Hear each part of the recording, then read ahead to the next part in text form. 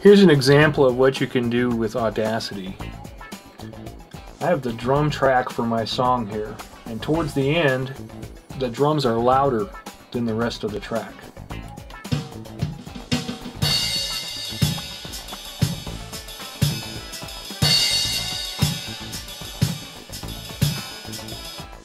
And you can see if you click on the plus magnifier here, you can zoom in. You can also expand this by clicking at the bottom of the track window.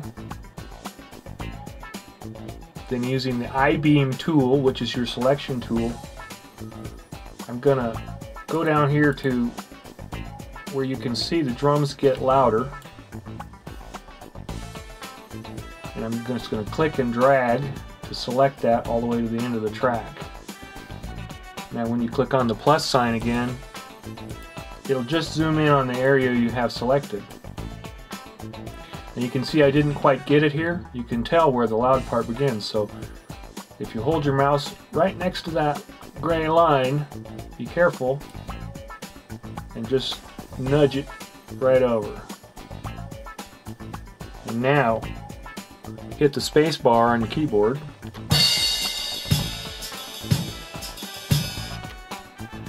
That will stop and start play of whatever you have selected. Now when you zoom out, it'll still stay within that selection. So to make that part quieter, I will go up here under Effect, drop down the Effect window, and the first one is Amplify. With this you can not only amplify a signal, you can lower the volume as well.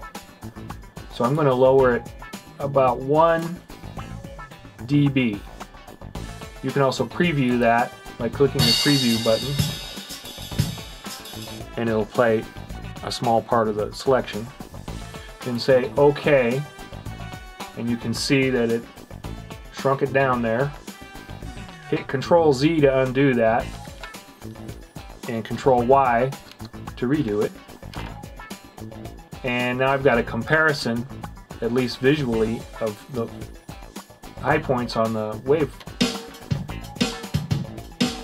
Now when it comes into the part that's too much louder,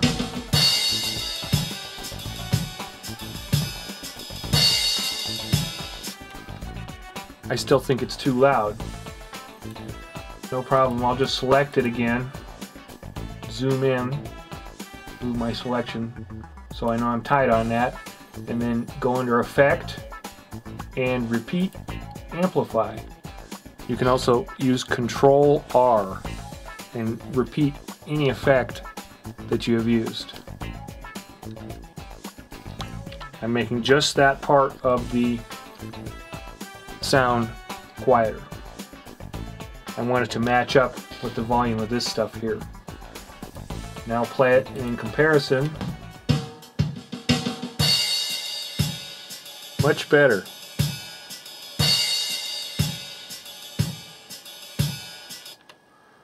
Now to play that whole track, hit Control A to select all. And here's another thing you can do is just grab a loop out of a already recorded file. Say you want to create a drum loop. Try to find some hit points that look like they might work. And what you do is hold down the Shift key while you press the play button. And it will loop. And hit the space bar to stop it.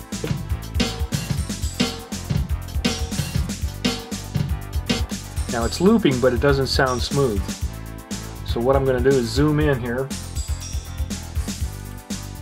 back to the magnifier, and you can scroll across here, and if you look closely you can see the hit points on your loop. So I'm going to move that with my hand tool, and when you hold your cursor up there, the little hand tool will automatically come up if you put it in the right place. There's also little arrow keys on each side of the transport down here on the left and right that will scroll across your image. and the little bar in the middle here moves it a lot quicker.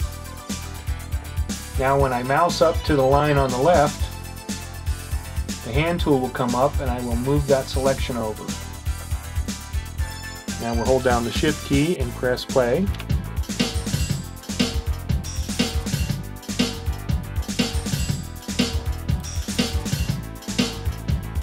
Now it sounds pretty smooth now. And you can fine tune that simply by zooming in on the wave. Now that could be a little tighter, so I'll move it to the right. It's easy to test it again. Shift spacebar.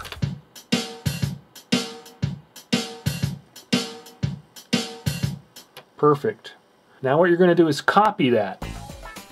Now you can go up here under Edit, Copy, or what's easier is to hold down the Control key and press C. The next step is New, so it's File, New.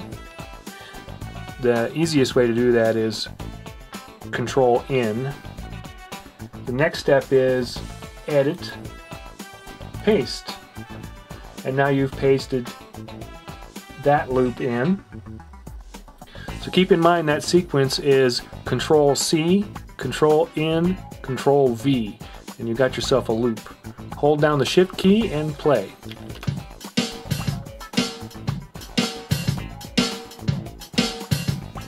Okay, now you go under File and say Export as Wave and call it Drum Loop 120 and save.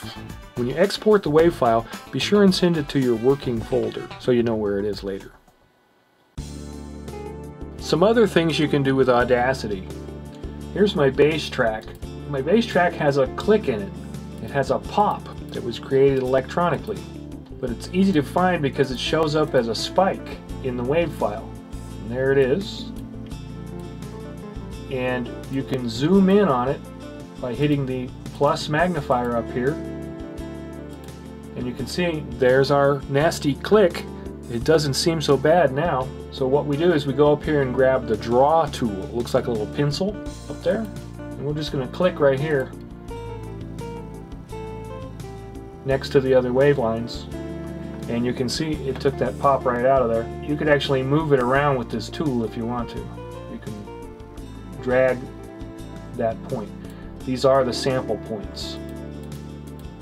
Now another thing is, let's select all, Control A, hit this little guy, the Fit Selection in Window button, and that'll fit your loop back in. Now go back up and grab your I-beam tool again, and at the beginning of the song, before the bass starts playing, there's some noise, a low rumbling from the guitar.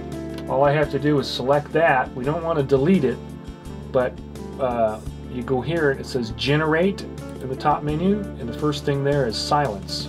Generate silence, generate silence. And now it's quiet there. There's no more noise. And you can do the same thing at the end. A lot of times there's some rumbling or noise in the background. In that case there's not, but what we can do is fade that out if we want. So you just use the I-beam tool, select the end of your track and say Effect, Fade Out, and it'll give you a nice fade out on the end of your audio. Make things nice and clean.